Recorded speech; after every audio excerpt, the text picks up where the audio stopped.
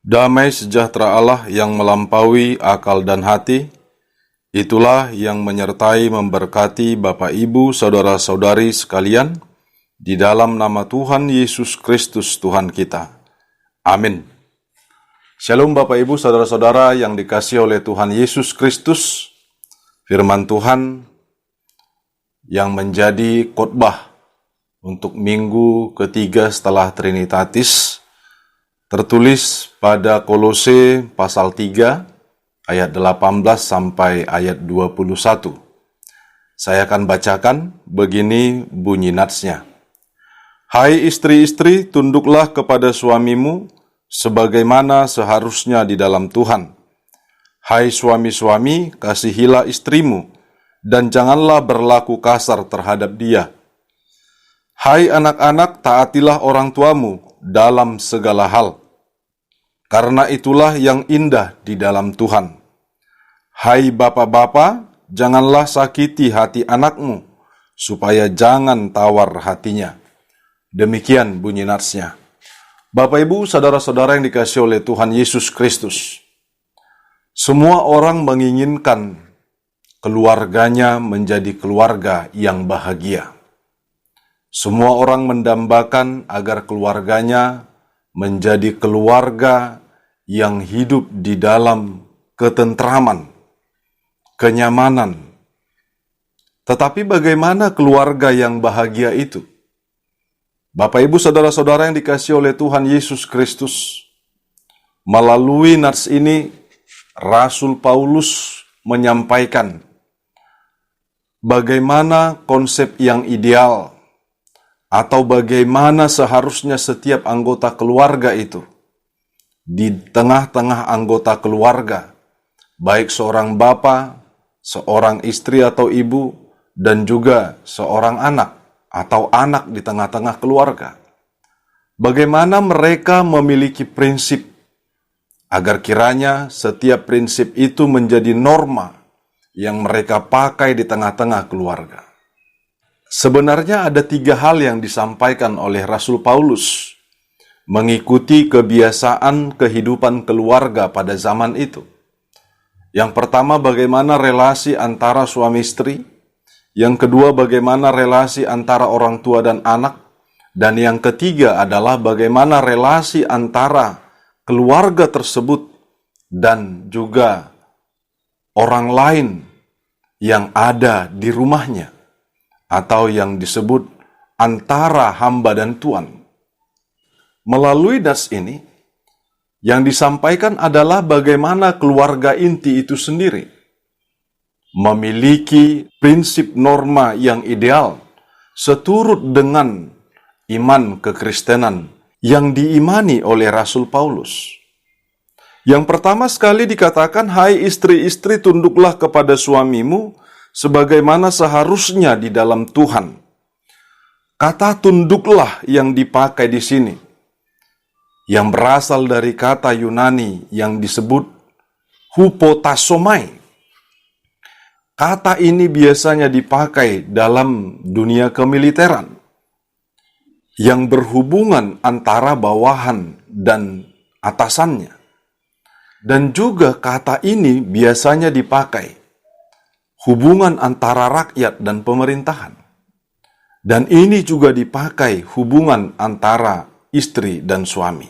Kata hupotasomai memiliki arti taat atau menaati, tunduk kepada, atau juga diperintah oleh. Oleh karenanya setiap istri itu harus tunduk kepada suaminya, menaati suaminya, dan juga taat kepada suaminya. Bapak Ibu saudara-saudara yang dikasihi oleh Tuhan Yesus Kristus, ketundukan itu bukanlah karena status gender, atau karena seorang istri adalah perempuan, atau karena seorang suami adalah laki-laki. Tidak. Tetapi ketundukan itu, ketaatan itu menyatakan sikap dari seorang istri itu sebagaimana seharusnya di dalam Tuhan. Artinya ketertundukan istri kepada suaminya adalah merupakan bukti ketertundukannya kepada Tuhan. Nah, oleh karenanya, seorang istri juga melihat suaminya sebagai manifestasi Allah di tengah-tengah keluarga. Bapak, Ibu, saudara-saudara yang dikasihi oleh Tuhan Yesus Kristus, Nats ini mengatakan bahwasanya seorang istri adalah pendamping dari suaminya atau berada di bawah kepemimpinan suaminya. Jadi seorang istri tidak boleh mengambil keputusan sendiri atau membuat kebijaksanaan sendiri. Tetapi seorang istri bisa bersama-sama suaminya membuat keputusan, tetapi atas dasar usulan istrinya. Dan yang menjadi pengambil keputusan atau kebijakan itu adalah suaminya sebagai kepala di tengah-tengah keluarganya, sebagai manifestasi Kristus di tengah-tengah keluarganya. Sebab Bapa adalah imam di tengah-tengah keluarganya. Tidak masalah apapun jabatan seorang istri di luar rumah, atau dimanapun mungkin strata sosialnya lebih tinggi, tidak menjadi alasan seorang istri yang bisa mengendalikan keluarga. Tetapi seorang istri haruslah tetap menjadi seorang istri, yaitu yang tunduk kepada suaminya, sebagaimana seharusnya di dalam Tuhan. Yang kedua, hai suami-suami, kasihilah istrimu, dan janganlah berlaku kasar terhadap dia. Kata kasihilah memakai kata agape. Kata ini merupakan kasih tanpa syarat. Kasih yang memberikan, kasih yang tulus dan murni. Seperti kasih Allah atas umat manusia. Demikianlah seharusnya suami juga mengasihi istrinya. Lalu dilanjutkan, dan janganlah berlaku kasar terhadap dia. Kata kasar di sini dipakai dengan kata pikraino, yang berarti membuat pahit. Oleh karenanya seorang suami tidak bisa sewenang-wenang terhadap istrinya. Tidak boleh seorang suami memperbudak istrinya. Tetapi antara suami istri merupakan partner yang dipersatukan Allah dan satu adanya sebagai pasangan suami istri. Sebab kesatuan yang lengkap itu antara pasangan suami istri ialah kesatuan yang saling melengkapi. Jadi seorang suami tidak boleh sewenang-wenang terhadap istrinya. Sebab yang dia pakai adalah kasih yang daripada Tuhan, yakni kasih agape. Dan kasih itu memampukan seorang suami untuk melakukan yang terbaik terhadap keluarga yang dikasihinya. Yang ketiga, Bapak Ibu, hai anak-anak, taatilah orang tuamu dalam segala hal, karena itulah yang indah di dalam Tuhan. Kata indah di dalam Tuhan memakai kata ewareston, yang berarti berkenan. Berkenan kepada Tuhan, atau yang menjadi kesukaan hati Tuhan. Jadi anak-anak dimintakan menjadi anak-anak yang taat terhadap orang tuanya dalam segala hal. Dalam segala hal, tetapi yang sesuai dengan apa yang menyenangkan hati Tuhan. Apa yang dikehendaki Tuhan melalui orang tua, itulah seharusnya yang orang tua sampaikan. Dan anak-anak harus taat terhadap itu. Oleh karenanya Bapak Ibu saudara-saudara yang dikasihi oleh Tuhan Yesus Kristus, ketaatan seorang anak merupakan kesukaan bagi Tuhan. Taatan seorang anak kepada orang tuanya merupakan hal yang berkenan bagi Tuhan. Orang tua yang hadir di tengah-tengah anak juga menjadi manifestasi kehadiran Tuhan di terhadap anak-anaknya. Oleh karenanya setiap anak wajib menaati apa yang disampaikan orang tua. Firman Tuhan sendiri mengatakan dalam titahnya bahwasanya adalah keharusan untuk menghormati orang tua agar diberkati agar memperoleh umur yang panjang di atas bumi yang sudah diberikan Tuhan. Yang keempat, Bapak Ibu. Hai bapak-bapak, janganlah sakiti hati anakmu, supaya jangan tawar hatinya. Sapaan dalam bahasa Yunani memakai kata hoi pateres, yang berarti disampaikan hai bapak-bapak. Dalam kata jamaknya, ini bisa mengartikan orang tua atau sapaan kepada orang tua. Orang tua dimintakan jangan menyakiti hati anak-anaknya. Kata menyakiti di sini memakai kata eretizo, yang berarti menggusarkan, atau mengomeli, atau menyakiti hati, atau memprovokasi. Untuk apa?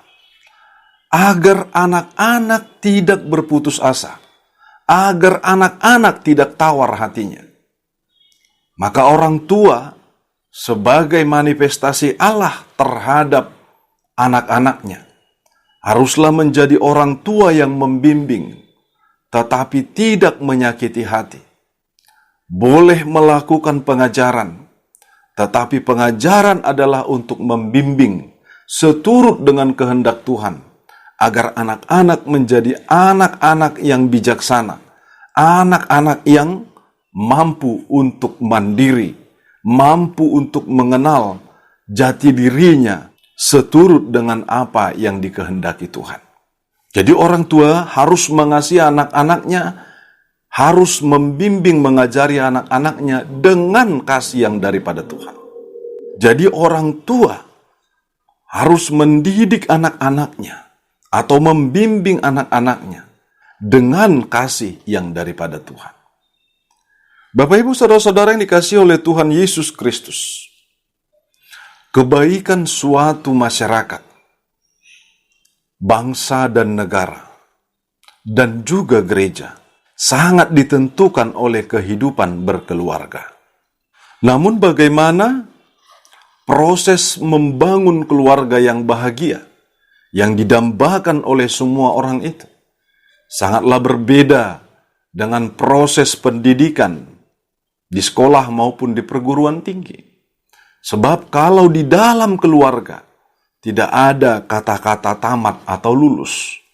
Yang ada adalah terus belajar, terus berbenah, terus membangun, agar kiranya keluarga itu terus memperoleh kebahagiaan.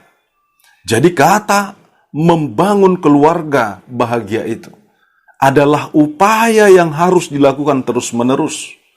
Membangun keluarga tidak cukup 1 hari atau mungkin 100 tahun. Tetapi membangun keluarga itu harus dibangun setiap waktunya dan sampai selama-lamanya. Bapak Ibu saudara-saudara yang dikasihi oleh Tuhan Yesus Kristus. Oleh karenanya untuk membangun keluarga yang bahagia itu perlu sekali dasar-dasar dalam pembangunan keluarga itu untuk diketahui. Untuk membangun satu keluarga bahagia sangatlah berbeda dengan membangun satu rumah. Sebab kalau membangun satu rumah, kita mulai daripada pondasinya. Tetapi untuk membangun satu keluarga, kita memulainya dari atas. Jadi pondasinya adalah dari atas. Bapak Ibu saudara-saudara yang dikasihi oleh Tuhan Yesus Kristus, pondasi yang pertama ialah Kristus adalah kepala dan pemilik otoritas tertinggi di tengah-tengah keluarga. Apa yang membedakan keluarga Kristen dengan keluarga yang lainnya? Ternyata di dalam keluarga Kristen, otoritas tertingginya bukanlah manusia, tetapi Kristus. Seperti hubungan Kristus dengan jemaat, demikian halnya juga hubungan Kristus dengan keluarga. Sebab keluarga adalah keluarga jemaat dan merupakan bahagian dari jemaat itu sendiri. Oleh karenanya setiap keluarga Kristen, kepalanya adalah Kristus itu sendiri. Pemiliknya adalah Kristus itu sendiri. Dan yang memiliki otoritas tertinggi adalah Kristus sendiri.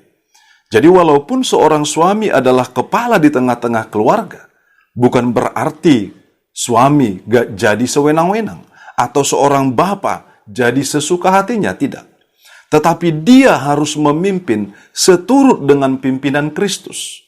Dia harus membangun keluarga itu seturut dengan yang dikehendaki oleh Kristus itu sendiri. Itulah sebabnya keluarga Kristen disebut sebagai keluarga Allah, atau disebut juga sebagai keluarga Kristus. Sebab pemiliknya dan yang memiliki otoritas tertinggi dan yang menjadi kepalanya adalah Kristus Tuhan itu sendiri. Itulah sebabnya relasi antar anggota keluarga, baik suami istri maupun antara orang tua dan anak-anak dan orang tua, itu semua berdasarkan kehendak Kristus atau kehendak Tuhan. Dari mana kita ketahui kehendak Tuhan? Tentu saja kita mengetahuinya dari firman yang Dia sampaikan. Oleh karenanya yang kedua Bapak Ibu ialah kebenaran firman Tuhan sebagai menu utama keluarga. Kebenaran hakiki adalah milik Tuhan dan diketahui melalui firman-Nya. Keluarga bahagia itu ialah keluarga yang hidup dalam tuntunan Tuhan melalui kebenaran firman-Nya. Sebab firman Tuhan adalah pondasi yang kuat dan kokoh, yang tidak akan pernah bisa berubah oleh karena apapun. Dengan menjadikan firman Tuhan sebagai menu utama di tengah-tengah keluarga, yang rajin dengar-dengaran, yang rajin belajar tentang firman Tuhan, maka firman Tuhan akan menyuplai kasih, kebenaran, dan hidup kepada setiap anggota keluarga. Yang ketiga, Bapak Ibu, nafasnya ialah kasih Tuhan. Setelah memperoleh menu utama, yaitu firman Tuhan, maka anggota akan hidup bernafaskan kasih Tuhan. Sebab firman-Nya adalah kasih. Kasih adalah napas kehidupan orang percaya. Demikian halnya dengan keluarga. Tanpa bernapaskan kasih Tuhan, keluarga akan mati atau jauh dari kebahagiaan.